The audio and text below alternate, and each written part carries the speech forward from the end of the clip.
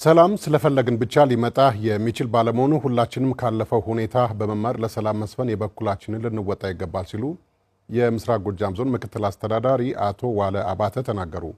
በዞኑ ጎዛምን ወረዳ የመንግስትን የሰላም ጥሪ ተቀብለው ከመጡ የታጣቂ ቡድን አባላት ጋር የሰላም የውይይት መድረክ ተካሂደዋል። መልሶ ቸርነት ዝርዝር ዘገባ አለው።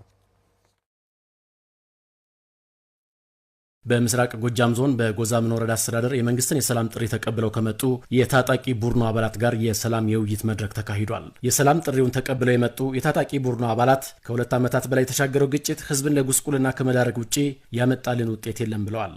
በሰማሁት ልክና ባስረዱን ልክ ሊሄድ ስላልቻለ ወደዚህ ወደ ሰላም አማራጭ ልንመጣ ይችላል ማለት ነው። በማናውቀው ፖለቲካ ተጠምዘን ገብተን ነበር። አሁን ግን አያስፈልግም ብለን ወደ ሰላም መጠናል ነው። ከተሳሳተ መንገድ በመውጣት ህዝባችንን ለመካስና ህብረተሰቡ ማህበራዊ ረፍት እንዲያገኝ የበኩላችንን እንወጣለን ያሉት የበደልነውን ህዝብም ይቅርታ ለማለት ዝግጁ ሆነን ነው ስንመጣ ወደዚህ።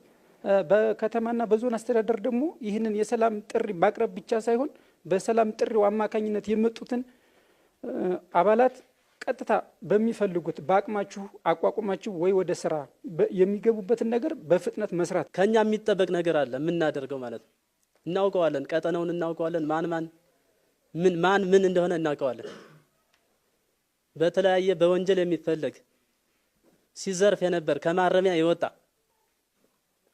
በተለያየ ማለት ነው ሰው ሲያስገድል ሲገል የነበር ኃይል ነው እንግዲህ አማራን ነፃ ወጣለሁ ብሎ ህብረተሰቡን እያደናገረ እዚያ ቁጭ ብሎ ያለ ማለት ነው። የጎዛምን ወረዳ አስተዳዳሪ አለሙ ውበት ግጭት ህፃናትን ከትምህርት ገበታ ውጭ አድርጓል። ይህ ደግሞ የትውልድ ክፍተትን እየፈጠረ በመሆኑ በግጭቱ ምክንያት የታጣው ልማትና ኢኮኖሚያዊ ተጠቃሚነት እንዲረጋገጥ ለዘላቂ ሰላም መስራት ለነገ የማይባል ተግባር ስለመሆኑ አመላክተዋል። ህፃናት ከትምህርት ውጭ ናቸው። ድንቁርና ይበለጥ እየተስፋፋ ነው። አንዳንድ ልጅ ያላችሁ እዚህ የእናንተ ልጆች ግን ከትምህርት ውጭ ናቸው። ስለዚህ ትውልድ ክፍተት እያጋጠመ ነው። ልማት ላይ ጨካኝ እንሁን ነው በቃ። ሰላም ደግሞ መጥፋት መንስኤው ምንድነው ካልክ ደግሞ በሌላ ሳይድ ስትገለብጠው ድህነታችን ኋላ ቀርነታችን። የምስራቅ ጎጃም ዞን ምክትል አስተዳዳሪ ዋለ አባተ ሰላም ስለፈለግን ብቻ ሊመጣ አይችልም፣ ካለፈው በመማር ሁላችንም ለሰላም የበኩላችንን ልንወጣ ይገባል ብለዋል። ጫካ ገብተው የሚታገሉ ኃይሎች መንግስት በዘረጋው የሰላም መንገድ የሰላምን አማራጭ ተቀብለው እንዲመጡና ግጭቱ መቋጫ እንዲያገኝ በጋራ መስራት ይጠበቃልም ብለዋል።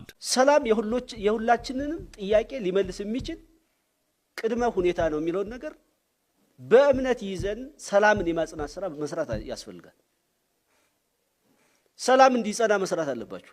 ሰላም የሚረጋገጠው በእያንዳንዳችን ድርሻ መወጣት ስንችል ነው።